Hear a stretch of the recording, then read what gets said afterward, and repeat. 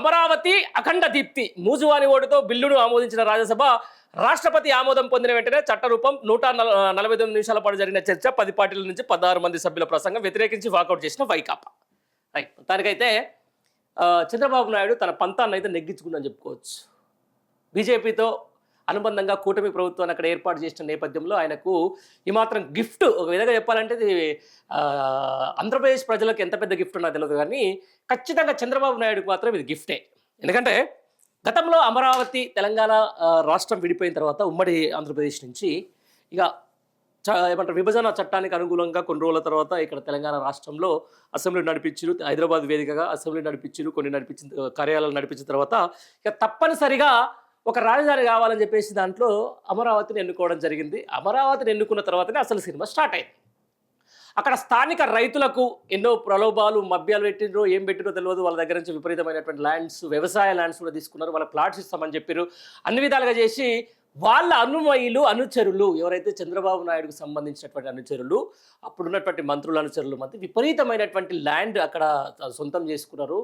Real estate దందా చేసిరు. అక్కడ విపరీతంగా ల్యాండ్స్ కొని అక్కడ పెట్టుకున్నారు. చాలామంది చంద్రబాబు నాయుడుకు సంబంధించినటువంటి కమ్మ సామాజిక వర్గానికి సంబంధించినటువంటి రియాల్టర్లు అయితేనేది, బిల్డర్లు అయితేనేది అక్కడ 100 ఎకరాలు 1000 ఎకరాలను కూడా తమ గుప్పట్లో పెట్టుకున్నారని చెప్పేసి గత ప్రభుత్వం, అంటే ఈ కూటమి ప్రభుత్వం రాకముందు వైఎస్ఆర్సీపీ అనుకున్న నేపథ్యంలోనే అమరావతికి సంబంధించిన దాని మీద అది ఒకటే కాదు మొత్తం 3 రాజధానులుగా చేద్దామని చెప్పేసి వాళ్ళు ఒక వైజాగ్, తర్వాత ఈ అమరావతి, ఇక 3 దాని పేరు ఏదో ఉంటుంది, అది మనకు దాని పెద్ద సబ్జెక్ట్ కాదు, దాని పక్కన వెళ్దాం.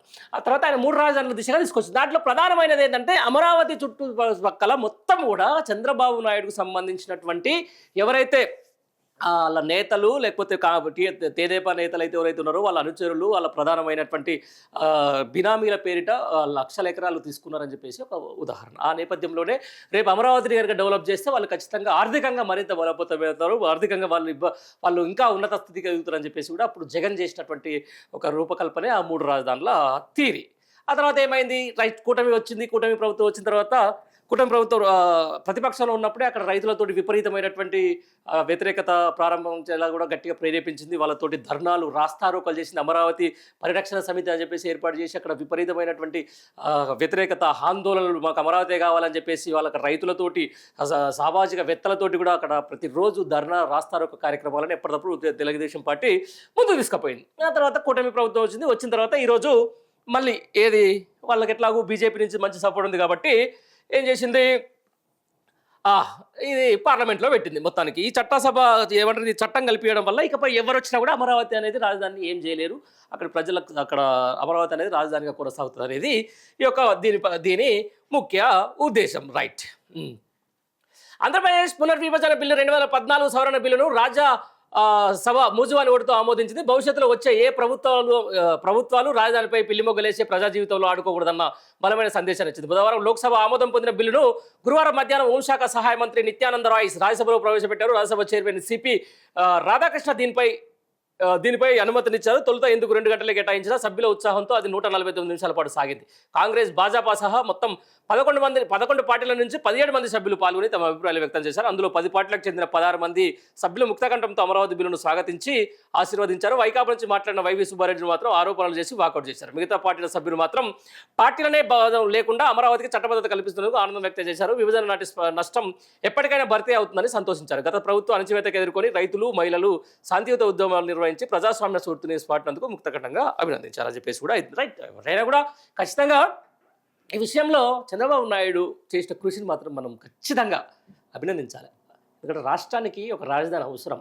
ఇక 3 రాజధానులు, 3 రాజధానుల ఫార్ములా అనేది కొంచెం రాజకీయంగా అనిశ్చితి, కొంచెం రాజకీయంగా కొంచెం డిస్టర్బెన్స్గా ఉన్న దానికి అమరావతికి సంబంధించిన ఏదైతే రాజధాని ఓపెనింగ్కు అప్పుడు కేసీఆర్ కూడా పోయి దాన్ని ఆశీర్వదించి రావడం మనం చూసినాం. అమరావతి ఉండాలి, ఎందుకంటే ఏదో ఒక రాజధానిలోనే నడిస్తేనే అక్కడ అధికారిక భవనాలు అయితేనేది ఒక కేంద్రీకృతమై ఉంటుంది. ప్రభుత్వానికి సంబంధించిన అన్ని సంస్థలైనా లేకపోతే కార్యాలయాలు అక్కడే ఉంటాయి కాబట్టి అదొకటి ఉంటుంది. ఈ 3 రాజధానుల వ్యవస్థ అనేది తర్వాత కొంచెం జర క్లమ్జీగా ఉండడం చూస్తూ ఉంటాం. ఆ నేపథ్యంలో కూడా రైట్ చంద్రబాబు నాయుడు చేసిన కృషి, స్ఫూర్తి, అక్కడ ఏదైతే అక్కడ ప్రజల్లో నింపిన స్ఫూర్తి మనం కాదనలేం. కాకపోతే అక్కడ అమరావతి పేరిట ఈ అధికారంలో ఉన్నప్పుడు మొదటిసారి, అంటే తొలిసారి ఆ రాష్ట్ర విభజన జరిగిన తర్వాత ఈ అధికారంలోకి వచ్చిన తర్వాత అక్కడ భూదందా భూ రియల్ ఎస్టేట్ దందాకు సంబంధించిన దాని మీద చాలా మందికి కొంచెం అనుమానాలు అయితే ఉన్నాయి. ఇక దానికి ఇప్పుడు పటాపంచలు అయిపోయినా ఎక్కడ ఏదేమన్నా కూడా ఖచ్చితంగా ఆంధ్రప్రదేశ్ రాష్ట్రానికి అమరావతి రాజధానిగా ఉండబోతుందని చెప్పి స్పష్టంగా తెలుస్తున్నటువంటి మాట.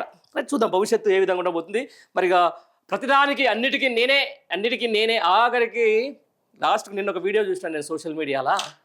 గ్యాస్ బండతోటి వంట చేయొచ్చు అని చెప్పి ఫస్ట్ జనాలకు చెప్పింది కూడా నేనే అని చెప్పేసి చంద్రబాబు నాయుడు అంటా ఉన్నాడు. మరి ఇట్లాంటి వ్యక్తి చేతుల్లో అమరావతి మరి ఏ విధంగా డెవలప్ చెందుతుంది, ఏ విధంగా ఇప్పుడు మనం చూస్తున్నాం. ఐటీ అంటే హైదరాబాద్, అభివృద్ధి అంటే హైదరాబాద్, ఆర్థిక వ్యవస్థ అంటే ముంబై, ఇక ఐటీ ఏమంటారు అద్భుతమైన డెవలప్మెంట్ కంటే బెంగళూరు, ఇవన్నీ ఉన్నాయి. ఇక కొత్త రాజధాని ఇప్పుడు చంద్రబాబు నాయుడు చేతికి వచ్చింది. మరి చూద్దాం ఆయన ఏ విధంగా దాన్ని తీర్చిదిద్దుతాడో.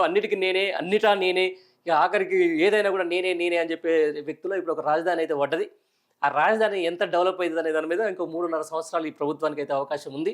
ఆ తర్వాత ప్రజా ఆశీర్వాదం ఉంటే ఇంకోసారి కూడా ఏపీలో చంద్రబాబు నాయుడు గవర్నమెంట్ వచ్చే అవకాశం ఉంది. కాబట్టి చూద్దాం అమరావతి మరి ఏ విధంగా డెవలప్ చేస్తాడు, ఏ విధంగా ముందుకు తీసుకుపోతాడు, అమరావతిని మరి దేశంలోనే నెంబర్ 1 రాజధానిగా ఎట్లా తీర్చిదిద్దడం అనేది చూడాలి. ఎందుకంటే అన్నింటి అపారమైన అనుభవం ఉన్న వ్యక్తి కాబట్టి, ఈరోజు హైదరాబాద్లో ఐటీని డెవలప్ చేసిన వ్యక్తి కాబట్టి, మరి హైదరాబాద్లో కూడా నేనే డెవలప్ చేసిన అని చెప్పి పదే ఇక్కడ చెప్తున్నటువంటి వ్యక్తి కాబట్టి, హైదరాబాద్లో తిండి కూడా నేనే నేర్పించిన అని చెప్పేసి తెలంగాణ ప్రజలకు అని చెప్తున్నటువంటి వ్యక్తి కాబట్టి, మరి అమరావతిని ఏ స్థాయికి తీసుకుపోతాడు, అమరావతిని ఏ అగ్రపదాన్ని ఎంత స్థాయిలో కూర్చోబెడతాడు అనేది కూడా మనం కూడా ఒకసారి ఇక చూద్దాం.